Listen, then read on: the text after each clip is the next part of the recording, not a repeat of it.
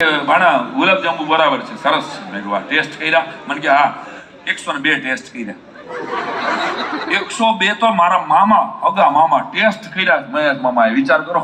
મેં કીધું પછી નાઈટ માટે રહ્યા કે પૂરું થઈ ગયું? કીધું આ હોજરી હતી આપણી, આપણે પચાવી શકીએ. અને પછી મોરારી બાપુએ એક વાક્ય કીધેલું, એ વાક્ય યાદ કરું છું કે જ્યારે તમારી ઘરે કોઈ સાધુ જમે છે, જ્યારે તમારી ઘરે કોઈ બ્રાહ્મણ જમે છે, ત્યારે યાદ રાખજો કે તમારા કર્મો ખાઈ જાય છે.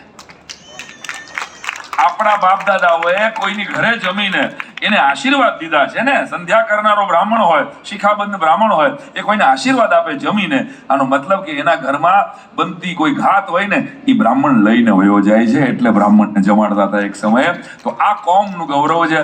મને કે તમાકુ, એ બધી વાત તમાકુનો સંભળાયો, બીડીનો સંભળાયો, ગાંઠિયાનો મંત્ર સંભળાવી દો એટલે વાત થાય પૂરી. મેં એને યજ્ઞેશભાઈ ગાંઠિયાનો મંત્ર સંભળાયો કે વહેલી સવારે કંદોય હાથમાં લેજારો.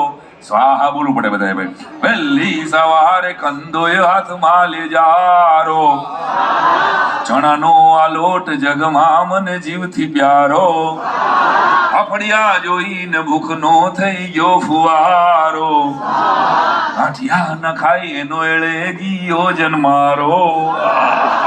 જોજો ગાંઠિયા દેવ તમારી માથે પ્રસન્ન છે. તાલી પડી હોય તો એકારે પાડો. મને કે હવે છેલ્લો બસ ભજીયાનો શ્લોક સંભળાવી દો.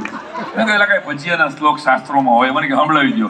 મેં એને ભજીયાનો શ્લોક સંભળાવ્યો કે લોટ ચણાનો પાણીમાં પલાળ્યો, તાવડો મૂકો તેલો કાળો, ડુંગળી ને મેથી બટેટા ને મરચા. શ્લોકમાં આવે છે કે નહીં? હું કરતો નથી કઈ. ડુંગળી ને મેથી બટેટા ને મરચા, રાતે તો હારા હવારે દેખારો.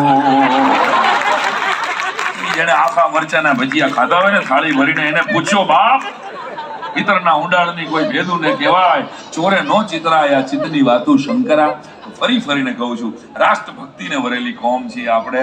પરિવાર, સમાજનું, સર્વનું કલ્યાણ કરનારી કોમ, કલ્યાણ ઈચ્છનારી કોમ છીએ આપણે. ત્યારે એ બ્રાહ્મણ તરીકેનું ગૌરવ મળે. બ્રાહ્મણના દીકરા દીકરીઓ સરસ રીતે પોતાના જીવનમાં પગભર થાય, એના માટે યજ્ઞેશભાઈએ જે ગોવર્ધન પર્વત ઉપાડ્યો છે. અને મને જય વસાવડાનું એક વાક્ય ગમે કે ભગવાને ટચલી આંગળીએ ગોવર્ધન તોડ્યો. યાદ કરો. એટલે મારા તમારામાં જ્યારે પ્રોબ્લેમ જીવનમાં આવે ને,